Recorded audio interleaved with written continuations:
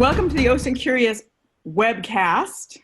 We are live. Today is the 19th of May, 2019, and we have with us today Micah Hoffman, web reader. Hi, everybody. We've got Dutch Osint Guy. Hi, everybody. We've got Ginsburg, 5150, right? Yep, that's it. And we've got Sector. Hi, everybody. And we also have our special guest today, MW-OSINT on Twitter, Hey, Matthias Wilson. Is that right? that is correct. Great. Welcome, everyone. So I think the first thing we're going to do is, as we have a little note on the side there from Justin Seitz, who's visiting us in our chat, and also hello to everybody else in chat. We want to grill Matthias. So we do have a couple of questions for you already booked up. Nico or anybody want to start? Let me grab them.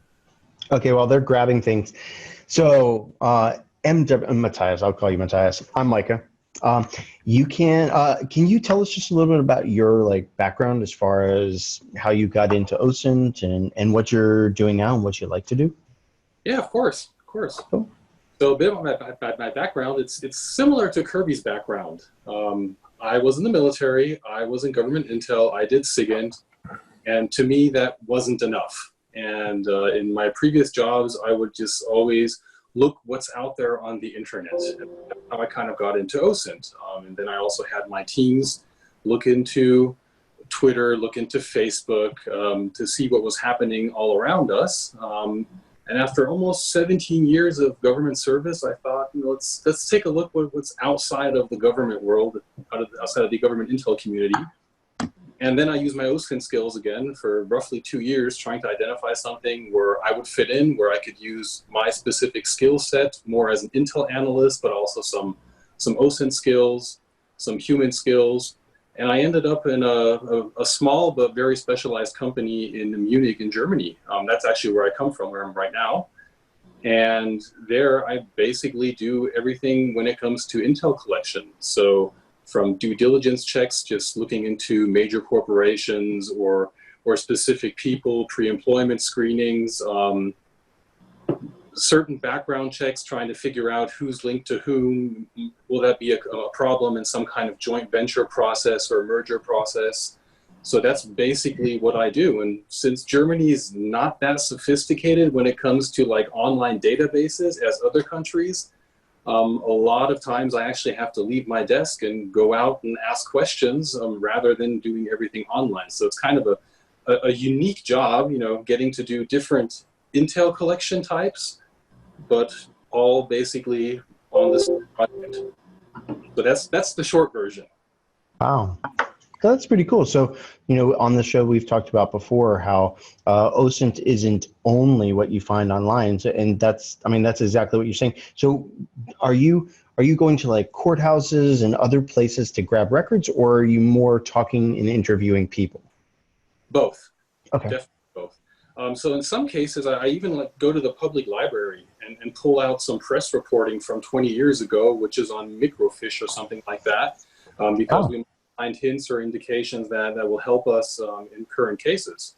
And then in other times, since we do not find that much on people in Germany, we don't have all these databases, then we'd have to actually go out and interview people. And that's fun. It's challenging and fun. And the most important thing when doing that, as soon as I leave my office, I have to do all the OSINT work before that.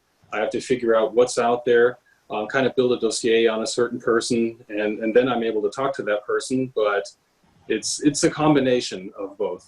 So when I look into intelligence or intelligence collection, I think it's very important that you basically have to combine all these different types of intelligence collection, to get the best result at the end of the day. So, Sorry, go ahead. well, I was just going to ask about how the GDPR really affected your job. That is a very challenging thing. Not so much in Germany, because in Germany, even before GDPR, people were very scarce with their data, and they didn't really publish that much out there. I think one of the biggest problems with GDPR now is that according to Article 13 and 14 of GDPR, you have to inform the target subject that you have collected information on this person and that you process information and store the information. And that's the bigger problem. So I don't think it's a problem of collecting information or looking at it online, but what you do with it afterwards.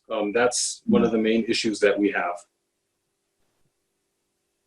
And you just stated that there aren't much databases online in Germany. I've noticed that also, that's specific something for Germany within the EU. Do you have an explanation why Germany is different than other EU countries in this? I don't think we're that high tech. I mean, people might look at Germany and think we're a very wealthy nation, and thus we should have a lot of technology, and we just don't. Like, one example, our mobile phone systems are like the worst in Europe and the most expensive.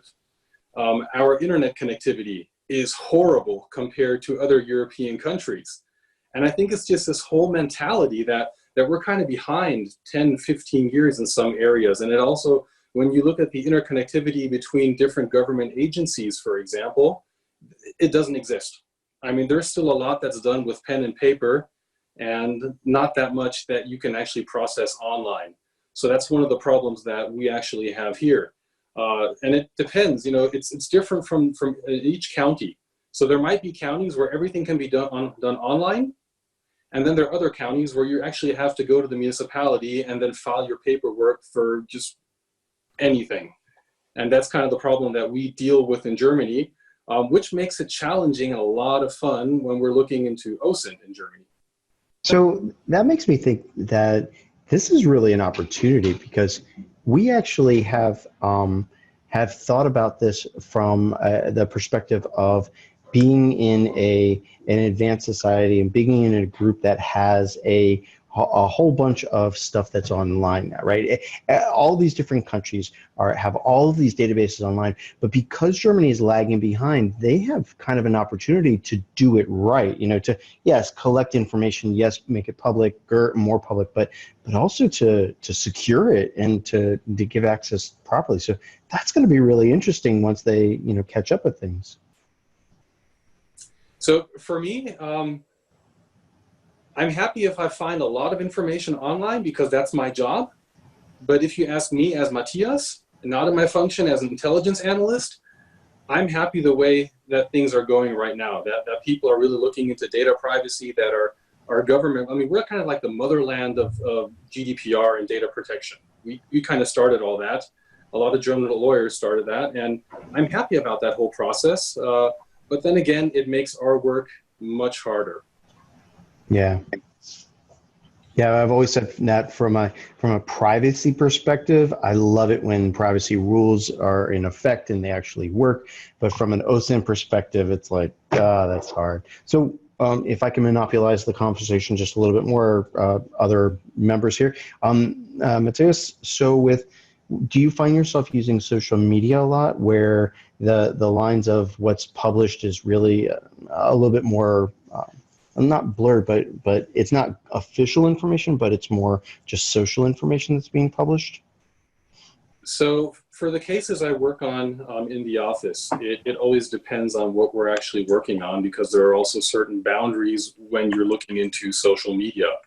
So for example, if I conduct a pre-employment screening and I don't find any information on the actual target, then of course what I would do is I'd start looking at like the first and second level people around this target.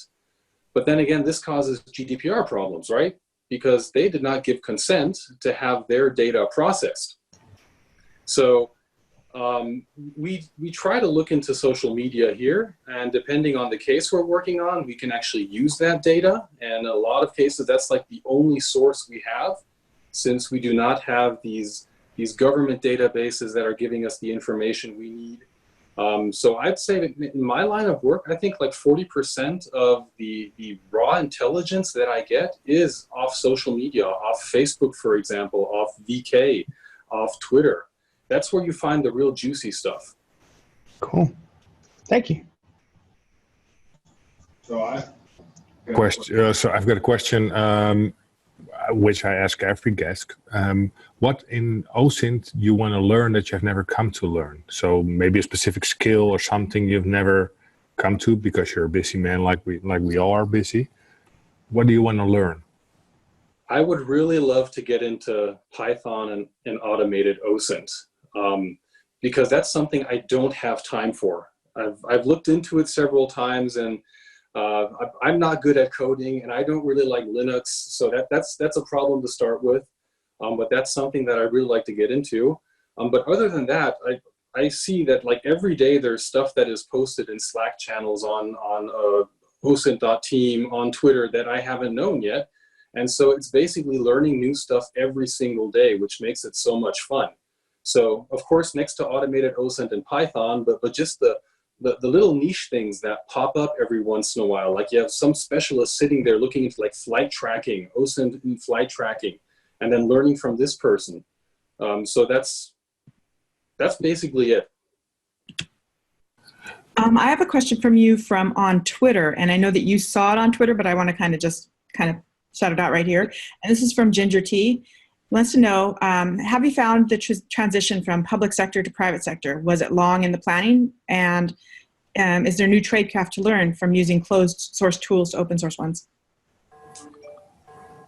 So as I stated before, I basically spent a lot of time looking into the economy and seeing what's out there, what kind of jobs would suit me, what kind of jobs am I capable of doing outside of the government. So that did take quite a while. I think that was a process of 1 or 2 years to really figure out where I want to go. And if you want to do something like this, you have to put that effort out there. And you can't just, come out of the government and say, hey, I'm a government whatever, analyst, and I'm awesome. Please, someone hire me.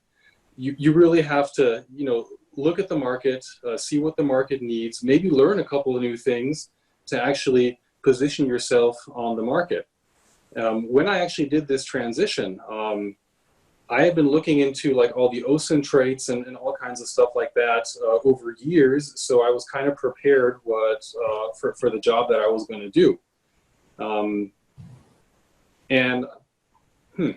I think when it comes to the transition itself, it depends on where you work. Like right now I work in a fairly small company where we're 20 to 30 people.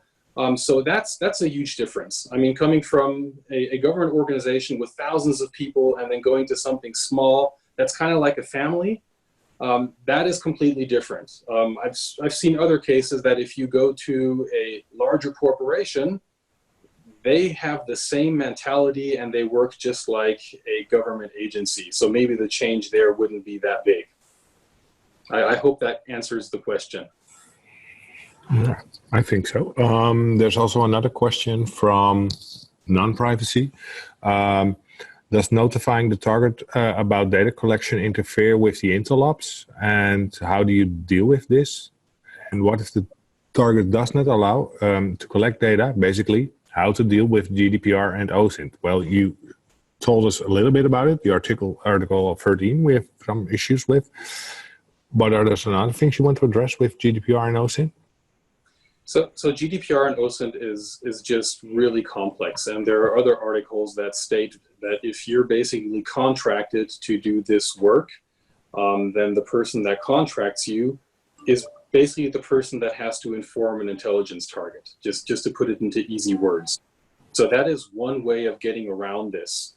The other thing would be if you do not do that for your client, basically, and they want you to take like full responsibility for GDPR, then it might get tricky, and then there might be certain things that you just cannot do if you want to stay on the legal side. Yeah, which makes sense, right? Yeah. Can I ask a question in there about the GDPR as well? So you have to notify them that you're collecting and you're storing this data, but does that mean if they say no, that you have to delete it? It doesn't. Yes. Yes. You do have to delete. Okay. This is just it's a fairly large topic, and in theory, if you collect information, personal information on any person, and this does not only apply to our line of work but also to web pages and stuff like that. That's why you have all these cookie notices at the moment stating, hey, we're complying with GDPR and this is what we're saving on you. And any person that receives the information that data is collected, saved, and processed on this person, they can actually say, hey, I want to have this deleted. And then you'd have to comply with that. Yeah. I have another question, and it's something else, not GDPR related. I was reading your blog recently, the one about the dark web. You went to the dark web and you found someone selling goods, illicit goods, and all that kind of stuff. So we always have a discussion on finding or seeking trouble as an OSINT researcher and blogging about it. What's your opinion on naming certain persons on your blog, or maybe being targeted afterwards because you named them, or getting a lawsuit? What's your personal opinion on that? So when I sit down and work on blog articles, I'm sitting there with my team and we discuss this afterwards, and then we kind of try to, protect the person that we're working on as much as possible, and we sanitize a lot. But at the same time, there are certain instances where I say, okay, if I take this information out, then this blog article would not make any sense. And what I'm trying to do with the blog is basically explain methods and techniques, and just showing people the intelligence mindset. Yeah. So most of the information on there is sanitized. Like the example from the other day, that was this completely made up. None of that was basically true except the real data that was out there. So we sat down, and even though we were using real data that is out there, we were like, okay, I don't think anyone's going to harass this person. I don't think this person will harass us afterwards. So it's kind of like a risk evaluation. How far can we go? And that's why we decided to put this out there. There were other cases when we looked at like using, I think it was Hunchly, to build a Hells Angels database. They're out there. They're known, and they don't care. That's basically the take on it. Or last year, I also wrote an article about certain mafia structures in Hamburg. They're out there. They know this. They know that people report on them. And a lot of the stuff that we actually do is after we see press reporting on it. So if I see press reporting, and I'm like, oh, this might be something I want to dig into just for fun, right? Yeah. And so I always kind of look at the press reporting and see how much do they have and how much do I put out there. I personally feel fairly confident that I will not get any reactions from the other side based on what I post. But yes, of course, since I'm writing my name underneath it, I'm sure that this could happen at any given time. But I think this is also something that every journalist lives with. Yeah. So for me, but when I hear you speak, you do some kind of risk assessment for yourself. Yes. Yeah. Definitely. Yeah. Okay. So like the whole Mafia Hells Angels things, I didn't put any names in there. And I'm pretty sure that you guys, as like the OSINT legends that you are, you'd be able to find some of that. But 99.9% of the people out there would not be able to find that or actually use that. So that was kind of the evaluation we did there, saying, hey, we can put this out there because there are Hells Angels out there and they're bad and everyone knows that, and we're safe. So that was kind of the idea behind that, yeah. All right, so Sector has some questions. Yeah, I'm keeping an eye out on the Q&A, and Alan Shrivastava had a few questions for you. First one, about your former job, your government job, and now your private work. Do you see a lot of similarities, or did you have to be trained in certain areas? Is there a lot of difference? So the similarities basically is the intelligence analysis.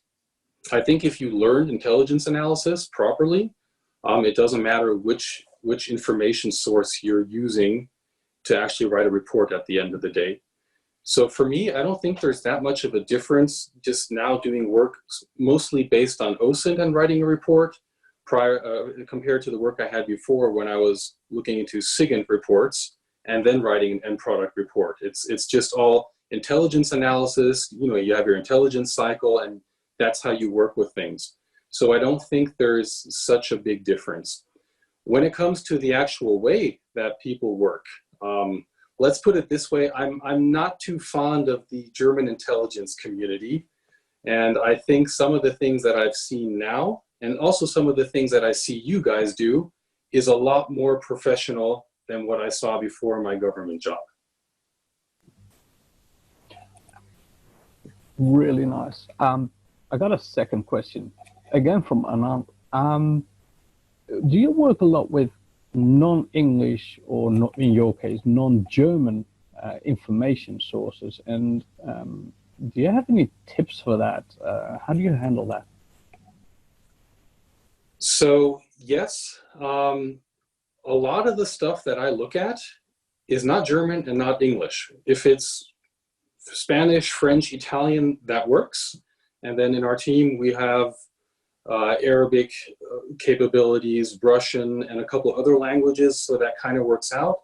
But in many cases, when it gets to like exotic languages, we're just fighting our way through Google and Bing Translate and trying to get the gist of things. And at a certain point, we might figure out, okay, we need a linguist. And then we would have to hire an additional linguist, which in some cases is pretty hard because the stuff we work on is very sensitive. So if I'm looking into China, for example, I have to be sure that that Chinese linguist is trustworthy. And that might be a problem. So I think last month I was working on a case where I had to look into the Chinese company registry, which unfortunately cannot be translated by Google or Bing properly or with the plugins in Chrome. So in a lot of cases, what my colleagues and I will do, and this might sound stupid, but it's helpful, we'll start using like the little draw function you have in Google Translate where you can like draw Arabic or draw Chinese.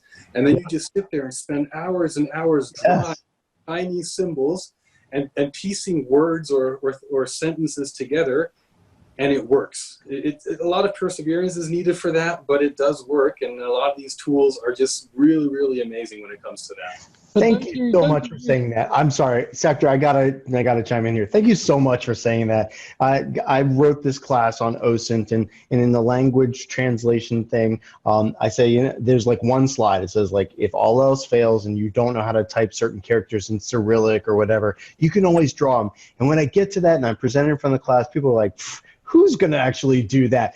Now I have a case. Thank you. Woo! Yep, I spent hours doing that. I'm serious. Okay. Yeah, and now you've just justified me buying a tablet where I can actually draw the characters on there. So thank you again for. So, all right, back to you, Sector. Sorry, I had to bring that. But don't you use any like OCR software or like a Google app for the translation service? Of course. So basically everything that is out there, we use that. We use OCR software. I think it's Abby Fine Reader to basically just scan in documents and then somehow have them changed into characters that we can actually machine read. And we don't only, so what I also use is there's this platform called DeepL. It's a German company from Cologne. And when it comes to like Western languages, they're really, really good, a lot better than Google or Bing. So there's just more out there. And I think it's just important that, you know, you always look into what people are saying on Twitter, you know, hashtag OSINT, oh, I found this new thing, and just trying it out and then trying to implement the cool things that are out there into your normal working process. And that's how I learned about a lot of the tools that I just mentioned. What was the name of that again? Deep what? DeepL. I just pasted an URL in there in the chat. And I can say we've got another very interesting question again from Anand. And I'm going to say something about this too, because, well, the guys here in the group already know that I'm kind of in love with APIs and what they can give you. Because I'm really curious. He asked, how do you classify like it's not, I don't know whether it's a data leakage, but his question is, do you classify data leakage as part of OSINT? Like you have an API, you just change the query a bit, or you query maybe like an asterisk to get some more information that normally you wouldn't be able to see, or that the API or the website itself doesn't offer you by default. Do you see that as OSINT, or do you see that as, well, getting access in a not really legal way? I'm really curious about your view on that too. Okay. So first I must say this probably won't happen to me, because I'm not that good at using API scripts and automating OSINT. So it's never happened to me before, and it will take a while for that to happen to me, because I need to do a lot of training to get there. Then on the other hand, I'm a very curious person. So if I see data out there somewhere, I at least want to look at it myself and see what's in there, and can I use this in the future? Is this something that will actually contribute to my work? But at the end of the day, it all comes down to the legal boundaries that I work in. So even if data might be out there and I might be able to scrape that data, I'd really have to figure out first, is this legal? Am I allowed to put this into a report and present it to a client? So that's a question that you can't really answer in a broad way. It's a case by case thing. Yeah, I'd agree with that. I think Well, I have a really good example. Because earlier this year, I published an article on how to query Jira if companies didn't lock down their Jira instance. And you could pull like usernames and email addresses and everything. You could just pull it right in. That's just a setting. So the API is there. It's public for everyone. The company or forgot to do it or did it deliberately. They set it open, so it is out there. It's easy to query. It's there for you, I think, as an OSINT source. Now, the other thing, what I discovered last week, and I'm busy with something, I'm probably not going to post it on OSINTCurious because I don't think it's going to be OSINT related. I found a way how to use an API on a website in a certain way without creating an account and pull information from that website. It's a big website. And you can actually get access to parts that you shouldn't be able to access, not with an account and not without an account. These are just bugs. So I am going to write a tool for it, but I'm not going to publish it as OSINT because that is just really looking, that's really stretching the limits. I did want to kind of jump in here as well and say it doesn't have to be API related for this question in my mind, because there are some things where you'll do a Google Doc and you know that this isn't supposed to be visible on their site, but it still is. So do you feel the same way about that? Again, it comes down to how I would use this later on. So let's say someone steals classified information and posts this online. And that has happened in the past. We all know that. The question is, are we allowed to use this? Yes or no? And there are certain laws in certain countries that might prohibit that. So you'll get in trouble yourself if you actually use this. So again, I'm interested in seeing it, and I'm really, really a curious person, and I want to know everything and see everything. But if I would actually use it is the other question. And I've seen this a lot of times when doing like Google Docs on the Amazon cloud services. There's just so much stuff that's out there that shouldn't be out there. And in some cases, what I've seen is that you're not allowed to use this data, but you see this data, and it might be helpful to do other queries, to go down a different path during your research, and it might direct you in the right direction. So you're not actively using it in reporting, but it kind of helped you find the right path. But do you guys, and I think this is a question for all of you, each and every now and then you stumble upon, let's say, an open instance, a cloud instance, and you'll find stuff over there. And do you guys responsible disclose these vulnerabilities, or like ports that are open, or do ethics when you do OSINT scavenger hunting? Because I do it from time to time because I just think if it were my company and I didn't know I had some backdoors open and I got my shit compromised, I would be really happy if someone pointed it to me. What's your opinion on this? I just did this on Thursday at a company that I'm familiar with, and I was looking for something completely different, came into some of their database stuff, and immediately sent a note to them. Yeah, it really depends. I got slammed. I got accused of hacking and some other things when I found some things online, and I tried to do the good deed of hey, you know, I just stumbled on this. Here's your stuff.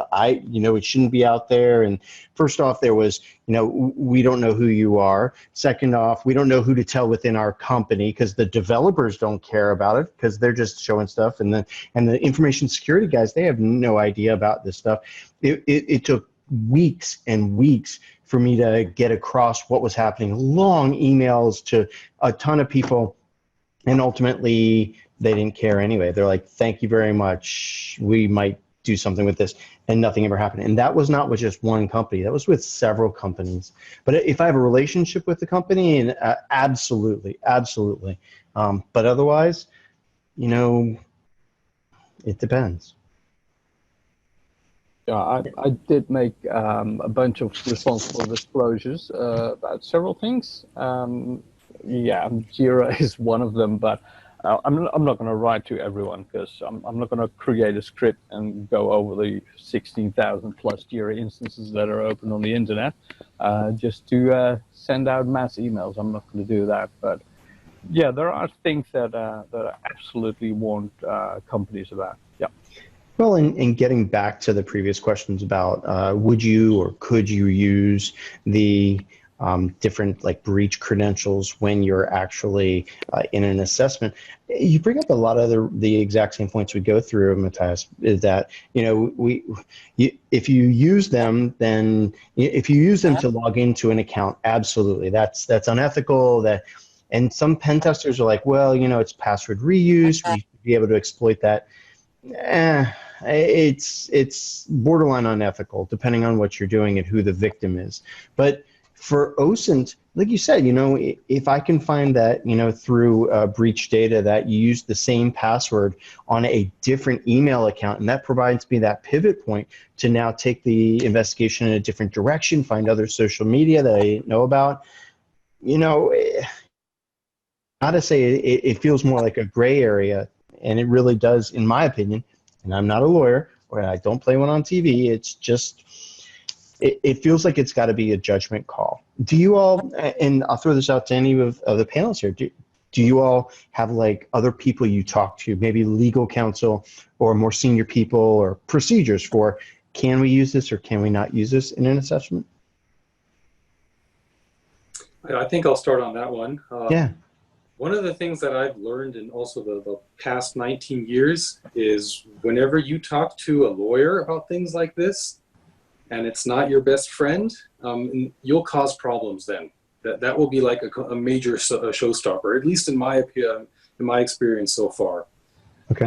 So that's why I think that in our line of work, we should have a certain legal understanding ourselves, you know, to know how far can we actually go before we have to consult a lawyer. Because in most cases, if you were to consult a lawyer, that would be just a stop for the complete intel operation, might even get you in trouble then, because you might have done some things that are not that legal, at least according to this lawyer. But you know, there are like 3 lawyers and 4 opinions. That's one of the problems you have as well. Yeah. So I think that the example that you mentioned, finding a password somewhere and then using that to pivot the investigations, it's not like we're going to write that password in a report later on. The report will only include certain findings stating, hey, this person has this social media account and this other social media account. And as long as it's not used in court and you don't have to reference every single thing you do, I think it's okay to pivot based on that information. Again, it's a completely different story if this report that you produce will be used in court and you actually have to prove, where did you get this? Then again, that's something where you might want to get the legal consultation. Okay. So before the other panelists chime in just real quick, the chat's going wild. Some people are saying talk to and establish that long-term relationship with a trusted lawyer or legal counsel so that you can have that discussion with somebody that understands what you're doing, what you're trying to do, and can help you interpret the laws of your country and the countries you're collecting in. Other people are saying, oh, heck no, I'm just going to use the data. Other people are saying, no, I would never use it. What about you, panelists, OSINTCurious people? What do you think? For me, I'm always trying to do what would I do when it happened to me. So it's more of an ethics question. Because in my opinion, the lawyers I know or like prosecutors I know, besides one or two, they rarely know this field. So to have a good in-depth discussion with them on ethics, on how to find it and how to cope with that information, only to get that discussion started is a whole discussion by itself. So I think I trust on the professionalism of the professionalists, and they would give a good initial thought about it and let's say a preliminary conclusion, and from that on you'll decide what to do.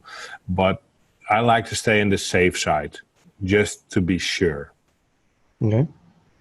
I try to stay on the safe side as well. And one of the problems I have is I have some private sector clients and public sector clients and different public sector clients from different agencies.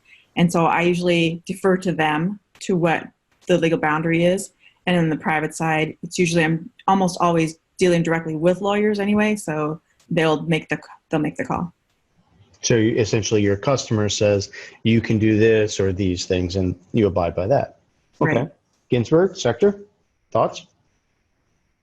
Yeah, I do always try to keep on the ethical side, but yeah, I can be a little bit of a rascal. So it totally depends on what I'm doing. If I'm researching because I need to investigate something, verify something, and it actually will be used somewhere in what kind of way, whether it's journalism or not, I'm just not going to fool around, and I have to. I stay away from data dumps or something. Maybe I run a hash, check a hash or something like that. But I'm not gonna go and download illegal stuff, or I'm gonna break into a website or something like that just to get information. What I do in my own spare time besides that, that's totally different. If there is a way that you can get your information and your evidence in a legal way, then of course you always have to use that. Yeah, and just to say, where it's open source intelligence, so the first word basically says it. It's supposed to be open. So there shouldn't be any hacking involved anyway. Well, Yeah. but logging into a site like SpyCloud or Dehashed or something and downloading credentials for $3 a week or whatever, it's not really hacking. And technically, in some of our work that we do as OSINT people is logging into a Facebook, a TikTok, or whatever, and getting data that whether it's free or low cost. I mean, $3 a week for dehashed data, leaked data, that's no barrier at all for. I mean, not even a nation state, but that's no barrier at all for my child to buy. So the question is if you're doing a risk assessment for my firm, I might want to know all of the information that's out there. But I like the way that what people are saying is that, have that discussion with your legal counsel, have the discussion also with your customer as well, to see what you can do and what's out of bounds. And we do have a question on whether this is legal under CFAA as well. And so that's another, something you need to look at is what does the CFAA say? Yeah, I forgot what it was, but the other day I was reading up on something. Someone collected information and the other party already notified. Oh, hold on. Yeah, I remember what it was. It was in the news. It was in the news a couple of days ago. It's not OSINT based, but it does touch this subject. It was a PDF that was redacted, and they put some simple bars over it inside the PDF editor, and they sent it off to the other party, and they thought, yeah, well, you know that you can just get these bars away, and we can still get the information. So you just gave us the information, and we're going to use that. The court ruled no, there was some effort made to hide the information. So the court says you opened or unlocked the information in a way that you normally shouldn't have been able to do. So we demand that you are not going to use the information that was provided. So again, also CFAA, there might also be judges that interpret laws in a specific way. So I think it is also very important to look at what kind of climate, what kind of country you are in, and try to abide the law. But sometimes you really do need a lawyer. Yeah. All right, so I'm cutting this part of the discussion a little bit short because we're going to go to some of our news. And I want to thank very much Matthias for coming in and doing the interview. And please stay and comment on our news articles. Thanks for having me. That was very, very interesting. All right, great. So now shifting to the news, I am going to show my screen again. So let's try that again. How's it look? Everybody can see my screen, I hope? Good. Yep. All right, good. Okay, so first thing I want to do is I do want to give Matthias a shout out. So here is his Twitter page. It's MW-OSINT, and then that name is MW-OSINT for those who are listening on via the podcast. And the website, keyfindings.blog. There's your blog. And I know this Tracking a Hacker with OSINT, that was the one we kind of talked about earlier, where your example is not really the exact hacker, but rather some other less sensitive topic. And then I also saw linked into your profile, you have corporate trust, and this is going to be your page, your company? Yeah, that's going to be very interesting because they're going to get my letter of resignation tomorrow morning, and starting in July, I have a new job. Well, congratulations. Yep. So, I mean, great company, and if you ever need any type of investigations in Germany, that's the go-to company. But I personally will be moving on soon. So what you're saying is there's an opening in the OSINT world. Yes. If you speak fluent German and you have amazing OSINT skills and you'd like to do a bit of human, feel free to send them your CV. There will be an opening starting July 1st. Okay. So now I learned German. Okay, got it. All right. Okay, so coming up for some of my stories that we had listed in the document for this podcast, we have this reverse engineering disinformation campaign. Who tagged this one in? I think it was me. Well, I put it in because it was a really interesting how they did a good write-up on fake information campaigns. We talk about this a lot within our webcast and podcast, and I thought it was a really nice write-up just overall to see how you can spot it and what are like these little details for an OSINT researcher where you can pick up disinformation campaigns or fake news, if you want to call it that way. So just a general blog will be in the show notes. It's interesting just to pick up or get up to speed when it comes to this subject. All right. Yeah. And again, like you said, that will be in the show notes. All right. Let's talk about this post. Okay. OSINT Combine. So that is the tool that will automatically grab Facebook, Insta, Twitter, and Snapchat. Does somebody want to talk to it? And I will bring it up. Well, it doesn't automatically grab it. I did try this out, and what it does is you pull up the platform, you pull up the web page, and then you select which one of the 4 platforms, Facebook, Instagram, Twitter, or Snapchat that you want. And what it does is when you click on a place on the map, it will then, when you hit search, it will then open up 1 to 4 different browser windows and pre-populate the URL with the proper format, whether it's in Instagram with a certain tag of a certain place, or Facebook with a certain name, or the latitude and longitude for SnapMap, or on Twitter, the near with a certain thing. So all it's doing is similar stuff to what Michael Blazell's website, inteltechniques.com, does, and redirecting your browser to those specific URLs so that you can look for that. So it doesn't grab that stuff for you. It doesn't. The way it makes your life easier is do it the old way that the other maps used to do. Yeah, it doesn't. Exactly. Exactly. And as you see from your mine screen, are popped up now.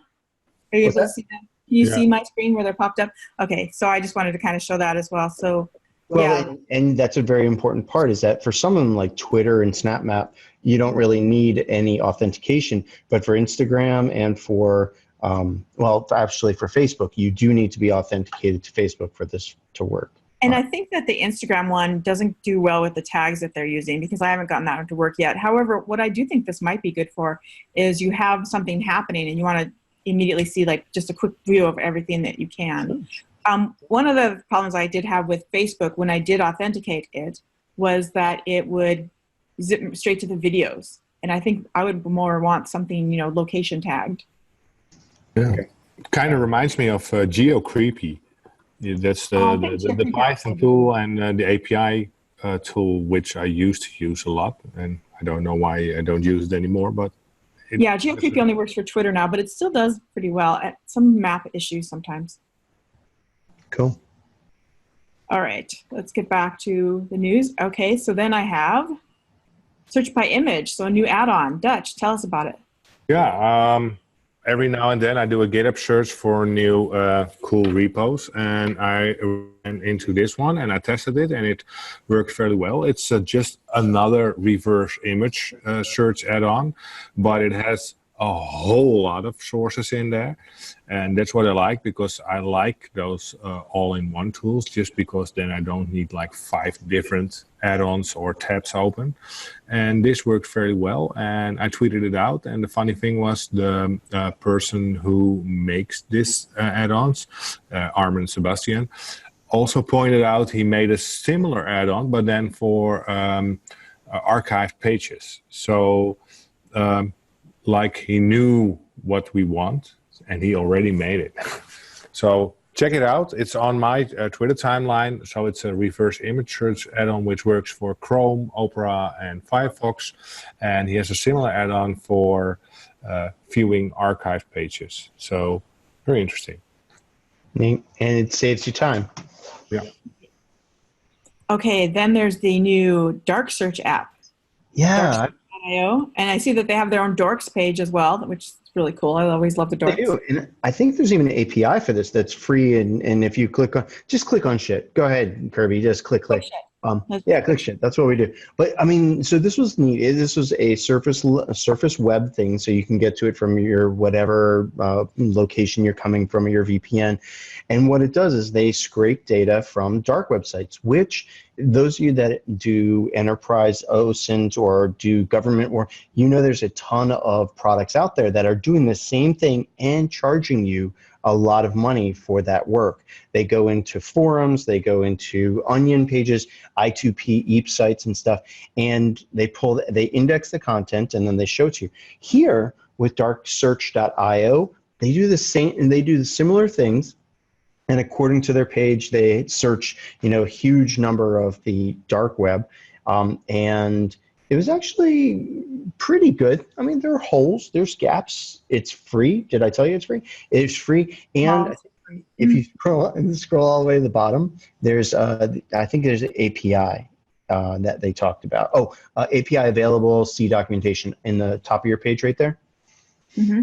Okay. Yeah. You click there, and it just shows you, and you're getting JSON back. So if you want to script stuff, super simple. One of the reasons why I shifted to using this is one, for some things is that one, you can search the text in the page. So if there's a Bitcoin address or there's something else, but two, this seems to be up a little bit more than some of the dark websites that we used to rely on, like Fresh Onions and Deepdotweb and all of them. So neat tool. More on the dark web in a few minutes. let's continue on. We've got a new group, the Badass Army out there. I saw this, and I saw this because they were looking for donations. This was the Badass, the Badass _ Army, which stands for Battling Against Demeaning and Abusive Selfie Sharing, is a nonprofit group that goes and does OSINT for Good. We've talked about doing OSINT for Good many times on the show, and we love it. This group is going out, and it's being led by, I forgot her name, I'm sorry there, Caitlin Bowden. And it looks like they're doing a really good mission here, a really good thing. So I wanted to give them a shout out, and maybe they're a great interview for a future episode. Absolutely. There's badassarmy.org. There you go. All right. Next up, we have got GIJN, which is Global Investigation Journalism Network, Hank Van Ness. And he's got an article on how to, or he wanted to pinpoint this article about how to find somebody on them using Instagram, basically. So you open his article, and this is a great article where it's crowdsourced basically by Bellingcat, and he went through where the fugitive was taunting and posting quite a bit to Instagram, and how they went through all of the Instagram accounts, then went through the videos, went to find, the kind of things that he was hanging out with, the videos of where he was, comparing statues, etc. Just one of those great articles, again, about figuring out where someone is. Now, the thing about the end of this is that they know where he's at. There's nothing they can do to get him, though, because he's in Iran. Yeah, he was a Dutch criminal convicted for at least 2 attempted murders. And I think, if I remember right, 1 actual murder. And he fled to, I think it was Iran, and they couldn't trace him. Well, with some OSINT, they traced him down to Iran, but yeah, he's still there. I think one of the key things here, 2 key things was, 1, this shows methodology. A lot of our listeners are always asking for, I like the tools, but I want to know, how did you think that? What's your thought process? This gives some really good information. The second thing was, didn't like the one of the key things here, wasn't it like a tip that they got from somebody that said that, hey, this person is over in this area? Yeah, that's because that's what Bellingcat does. Sometimes when they get stuck, they tweet out, help us. And this is basically what happened. They said, we're looking for this convict, or at least this criminal, help us out. And someone says, there was a picture of a building, and someone says, well, that's just over there in Iran. So I think it would be most unlikely they would have found all of this in this article if someone didn't point them in the right direction. Mm-hmm. Cool. So sometimes you must have a little bit of luck. Exactly. All right, next up, just kind of a shout out to OSINT.team. This is a Rocket Chat group. And I think Ginsberg, is he still here? Where are you at, Gins? I'm still here. Maybe you could talk to this a little bit. So OSINT.team was was what we moved to after the Slack group got a little bit too big, and we started losing a lot of work that people were doing because we were on a free platform. There was a 10,000 message limit or something else like that, and so the owner, Fossa, or IV Mac, if you remember IV or I for Machiavelli, moved everybody and migrated everything to Rocket Chat there, just so that we could have the retention. It's still a very, very live group. We have over 2,000 members, a ton of different channels over there that are dedicated to specific OSINTs, either help, methodology. There's a lot of things. I mean, like Spiderfoot has its own group inside there for testing and things like that. It's big. It's getting bigger, and it's very, very active. So it's a nice place if you have questions about how to go through and do something, or if you're looking for something newer in OSINT. A lot of things pop up there. I know Bazel's mentioned it a couple different times, and a lot of people who are in this group in OSINTCurious kind of met from the OSINT Slack group, and then maybe still are. I don't know if Kirby ever got back in. I'm in and out. So I have problems with, but I think it's the apps on the iPhone I hear are better, so I'll try again. Yeah, and I did reach out to the owner, the server admin, Fossa, PHO55A on Twitter. If you guys want to follow him, he's an amazing resource, or they are an amazing resource. Very, very knowledgeable. Working on a similar Linux distro to kind of like Buscador. Has an awesome repo of tools that he's already categorizing and things like that. So hopefully we'll be able to get him on the show as well someday when he gets more time and he can actually breathe. So great. Okay, let's. Like Bodine is actually the chat too. So shout out to Badass and yeah. All right. Okay, so back to some dark web stuff. Ayaka's dark web tools website was down right after a bunch of the busts. That was kind of suspicious, but it's back up. So this is, again, one of the best resources to find different places to kind of at least start working, and how you would do that. You can go into their dark web sections and see their lists. And what I find the most useful for me is actually from, at this point, you can search their database, or you can actually select a marketplace and say, I wanted to go check out, whatever the, let's see, which one of these I think are major right now. So Dream Market, of course, gone now. I think that the one, Nightmare Market is the one I was looking for, but I don't see it here. But either way, you take one of their markets and then you click visit, and it pops out to the address, and then you take that out to Tor, and you'll be able to go visit that market. Now, what I know you're going to talk about this in just a second, but I was reading about the huge amount of money that these marketplaces, that like Deepdotweb and other referral places like this were getting for sending people to different marketplaces. It was insane. Yeah, but this can be believed. Referral, I don't think. This seems to be like law enforcement itself. Oh, okay. Yeah, so the referral ones, like for example, this one, Darknet Live. Yeah, so Deepdotweb was a referral and getting kind of affiliate money back. Darkwebnews.com just disappeared. They just shut down. I don't think they were busted because nothing's ever in their place, but I think that they must have been doing the same thing as far as getting affiliate money, because why did they just shut down? So Darknet Live. They just disappeared. That was actually kind of crazy, because they were kind of the default to getting a lot of darknet markets and torrent site stuff, whatever, to look for that stuff. And yeah, I noticed that about the same time Kirby put the tweet out. It was like, hey, Darknet or Dark News isn't gone too. It was just like they just rolled up and they were gone. And they tweeted something. They're like RIP or something, and they just disappeared. Yeah. Yep. And I think I know that there's a big push right now, whatever, for law enforcement, kind of across the globe to go through and shut down a lot of this stuff. They're kind of doubling a lot of efforts in regards to darknet stuff. It seems to be a lot more on the market side because it's an easy attack point for a lot of the stuff. I think that we'll see this trend kind of continuing, but I think that the markets themselves are going to go through and start doubling and tripling up on where they're going through and having access points. So I think they'll have multiple onion sites.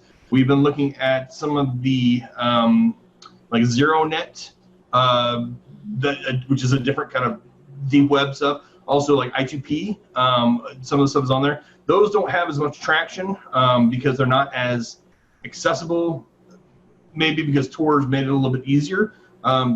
Actually, like ZeroNet is actually really, really easy to use. It's very, very porny, and they don't have a whole lot of users and stuff, but you can see redundancy. ZeroNet uses Tor. So ZeroNet's actually on Tor, and so is what's the other one? Bazaar, the Open Bazaar. But you don't have to use Tor to get onto ZeroNet. Right. But then if you don't use Tor, then you're not in the dark web. Yes, but a lot of people don't know a lot of But yeah, you'll see a lot of redundancies popping up with a lot of that stuff too. So yeah. Yeah, and there's quite a bit of shakeup right now, so who knows how it's going to kind of work out. Right.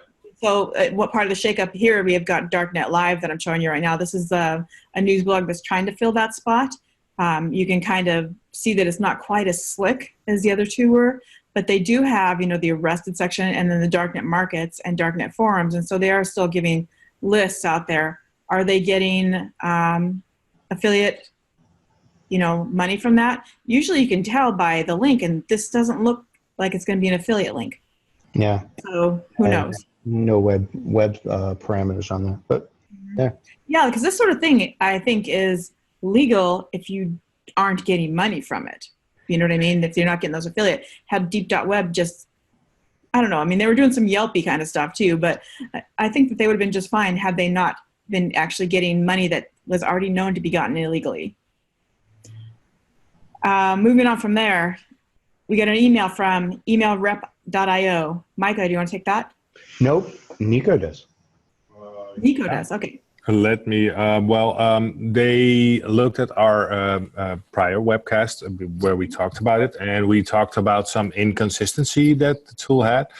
And, they reached out. They said, noted, we updated, and it should be way better. And they're still a startup, and they really appreciated that we talked about their tool and their startup. And they, they immediately stepped up and made their system better. So, go check it out. And I think it's really, especially I really like the command line version of emailrep.io, because it's when you type an email address in there, it will point you towards where that email address is connected to a specific social media account or something.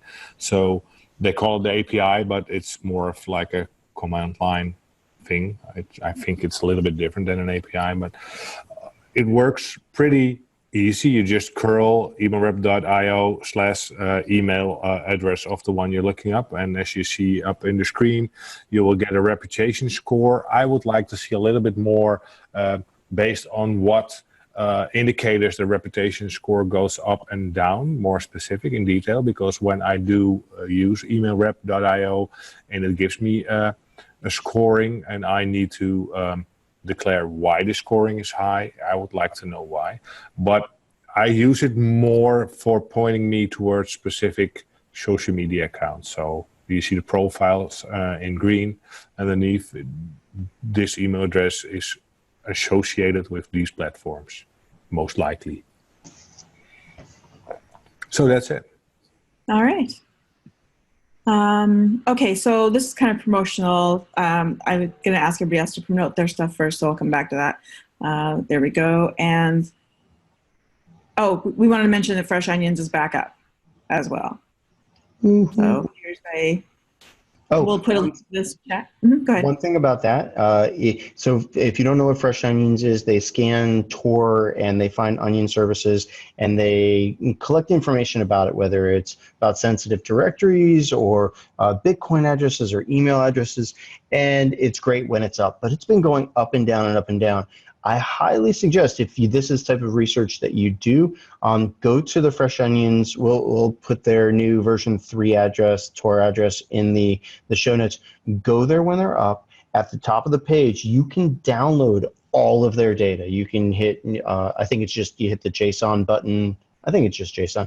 It says it right there. Yeah, hit JSON, and you can download all of their content and store it locally. It's just JSON text file, and that way you can have a list of information about their sites. It's pretty good. All right. That's free. Yeah, and then there's DeepL. DeepL was the one mentioned earlier by Mike from Micah. So that was the translation tool. All right, let's talk about promotions. Micah, what's coming up with you? So shameless self-promotion for me would be my OSINT class and Layer 8. Layer 8 I'm giving a talk at, and I'm really excited because that'll be my first time there. It's a conference over in Rhode Island in the United States. And if you are somebody that is over here in Europe, I'm in Amsterdam for the next week. Come say hi to me or just tweet to me or something. That's all I got. All right. Dutch OSINT Guy, what's coming up for you? No promotions. I'll be in Amsterdam also this week. So you can hit me up also and grab a coffee or something. And otherwise, I'll be working on some new blog posts probably for OSINTCurious. So if people have specific topics they want me to address, feel free to shoot me a DM or a hashtag OSINTCurious to the whole group, and we'll take a look at it. Can they ask you things about your hairstyling or? Well, I've sold my curly brackets and all that kind of stuff, so I'll skip those. All right. Ginsberg, you got anything to promote? So I will also be at Lair 8. I'm just trying to follow Mike around everywhere he goes. I will be running the OSINT Village out there. We're going to do another OSINT CTF with TraceLab. So that's we did one in B-Sides, Kansas City. Went over really, really well. Super simple to work with them. It's actually OSINT for good as well. They find local people that are actually missing within the last, I think, 30 days, and then with the permission of the law enforcement that's out there, we help go through and try to see if there's any additional information that we can go through and source for that stuff. So it's been really awesome working with that team and getting up and running for Lair 8 for that stuff. And then I have on June 1st, I have another OSINT training class out here in Kansas City. So if you're in the Kansas City or Midwest area and you want to go through and do an OSINT training class with me, hit me up. There's some information on Twitter and on the Eventbrite space, but this is mainly for the people that were not able to go through and go to the B-Sides training class that I gave back in April when we were doing B-Sides Kansas City. So yeah, look out for some other stuff, and I'm doing hopefully some 10-minute tips and some other things to put up on the OSINTCurious website as well. So yeah, All right. Yeah, that's all I got. All right, Sector. I'm in the middle of writing an article because I'm going to publicly announce my love for APIs. That will also have a 10-minute tip video coming out later. Also busy in regards to work, different work, kind of like, well, kind of busy. Nothing definitive yet. And of course, I'm gonna hug Micah this week somewhere in Amsterdam. Aha. Okay, and I have your Week in OSINT up as well. So you're still working on that. I'm finishing up the one that will be tweeted out tomorrow because we record this on a Sunday. Tomorrow morning, a brand new episode. Great. All right. And then I have some open training in Texas. So June 11th, I've got some training that I'm giving in Richmond, Texas. And then a little bit farther down the calendar, I've got a July 23. So the first one's in Houston, the second one's in Dallas. Those are open enrollment as long as you are related somehow to law enforcement. So I'm going to give it back to Matthias. Do you have anything to promote for yourself as well? Anything I should highlight? Well, not really. I'm just hoping for a smooth transition into my new job, and I hope I find some time to put out some more blog posts. And Sector and I have also been working on something pretty interesting where we're kind of hunting down scammers. So I hope we find the time to kind of finish that project or move along, and that will lead to some kind of blog post or something similar to that. Unless you're too busy, Sector. No, we will make time, but I'm also very comfortable in stretching it a little bit further because in 5 months' time, I've got a really, really big talk coming up. So we'll see. That sounds great. Happy to help you with that. Cool. All right. And I do want to point out also that Justin Seitz in the comments has been throwing out some really good information into the chat. So we'll try to include, any important bits in the show notes as well. Well, and this has been I've really enjoyed this show. Thank you so much, Matthias, for coming out. We got Badass, we've got Sites, we've got all of us. This makes me so happy. This has been a great episode. And again, thank you to everybody who came out for this, and we'll get this out as a webcast and podcast up as soon as possible with all the show notes and all the links that I have in all my tabs in my browser. And now Dutch had to leave. Oh, there we go. All right. Okay. Do you have any last words? All right, thank you. All right, thanks. Thanks, everybody. Bye. Thank you. Bye-bye.